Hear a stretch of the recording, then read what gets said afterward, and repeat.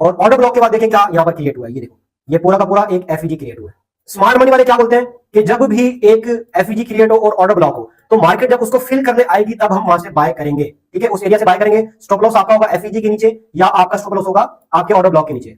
अब ये है H4 का टाइम फ्रेम। अब मुझे ये बताएं कि H4 के टाइम फ्रेम के ऊपर एक एफईजी क्रिएट हो गया, ऑर्डर ब्लॉक बन गया। उसके बाद मार्केट 2 दिन के बाद वो एफईजी फिल करने आ रही है, तो क्या आप 2 दिन तक का वेट करेंगे कि भाई 2 दिन के बाद मार्केट यहां पर आएगी, ऑर्डर ब्लॉक्स के अंदर जो पेंडिंग ऑर्डर्स रह गए उन पेंडिंग ऑर्डर्स को उठाएगी तब मैं बाय करूं? नंबर 1 ये रीजन। नंबर दूसरा रीजन, क्या हर बंदा इतनी फास्ट बाय को कैप्चर कर पाता है? यानी कि मार्केट यहां पर आकर रुकी ही नहीं, आते ही मार्केट ने ट्रिगर किया। अब किसी को क्या पता कि भाई ऑर्डर ब्लॉक तक आएगी या पूरे एफईजी में से कहीं से भी मार्केट रिवर्स हो सकती है। और इतनी फास्ट जो वीक मानी मार्केट में, क्या आप इतनी फास्ट मूव के अंदर बाय कर सकते हो? 95% ट्रेडर इतनी फास्ट बाय को कैप्चर कर ही नहीं सकते। तो नंबर 1 ये कि आप एफईजी क्रिएट होने के बाद क्यों एंट्री लेते हो? क्या आप यहां से प्रेडिक्ट नहीं कर सकते कि ये जो एफईजी बनने वाली है, ये जो स्ट्रॉन्ग फास्ट मूव आने वाली है, ये क्यों आने वाली है? क्या मैं इसको पहले प्रेडिक्ट नहीं कर सकता? बिल्कुल कर सकता हूं। तो यहां पर मुझे कैसे पता चलेगा कि यहां पर इतनी स्ट्रॉन्ग बाय आने वाली है? वो इस तरीके से पता चलेगा क्योंकि इस स्ट्रॉन्ग बाय को प्रेडिक्ट करने के लिए मेरे पास ये सारा डेटा मौजूद है।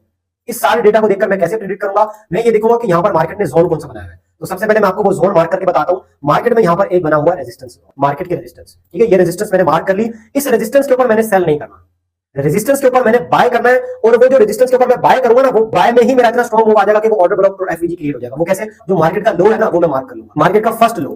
ठीक है, फर्स्ट लो में तो कोई भी नहीं ऐड हो पाता, बहुत मुश्किल है कि लोग ऐड हो पाए। सेकंड टाइम यहां पर मार्केट ने उस एरिया को ब्रेक किया, जितने भी ब्रेकआउट बायर्स आए उन सबको ट्रैप करने के लिए मार्केट दोबारा से नीचे आ गई और उनके स्टॉप लॉस सेट कर दिए। तो दूसरा जो मार्केट ने लो बनाया वो ये वाला लो था।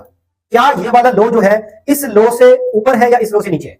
अगर इस लो से नीचे है तो समझो कि ये वाला जो जोन है ना, ये एक स्ट्रॉन्ग सेलिंग जोन है और यहां से दोबारा से ट्रेंड कंटिन्यू होगा, यहां पर मार्केट बहुत टाइम बाद आएगी। लेकिन अगर ये वाला लो इस लो के ऊपर है, यानी कि मार्केट ने ये हायर लो बना दिया, तो इसका मतलब ये है कि इस वाले जोन के ऊपर आहिस्ता आहिस्ता करके जितनी सप्लाई है वो कम हो जाएगी। वो कैसे होगी? ये देखें, थर्ड टाइम मार्केट ने उस एरिया को ब्रेक करके ऊपर जाने की कोशिश की, लेकिन दोबारा से रिजेक्ट होकर नीचे आ गई। फोर्थ टाइम ऊपर जाने की कोशिश की, दोबारा से रिजेक्ट होकर नीचे आ गई। लेकिन ये जो मार्केट ने लो लगाया है, इस लो को मैं दोबारा अगर आपको मार्क करके बताऊं तो ये वाला लो भी प्रीवियस लो से ऊपर है। यानी कि मार्केट में ये जो सेलिंग आई थी ना, ये सेलिंग नेक्स्ट वाली सेलिंग में इतनी पावर ही नहीं थी कि इस वाली सेलिंग को ब्रेक कर सके, इस वाली सेलिंग के लो को ब्रेक कर सके। उसके बाद नेक्स्ट एक और मूव आई, देखो सप्लाई और ज्यादा कम कर दी, मार्केट रिस्पेक्ट उसी जोन को दे रही है। अब देखो, ये जो मार्केट इधर आई थी, ये यहां तक इसने लो लगाया, यानी कि मार्केट में आहिस्ता आहिस्ता सेलिंग प्रेशर कम हो रहा है।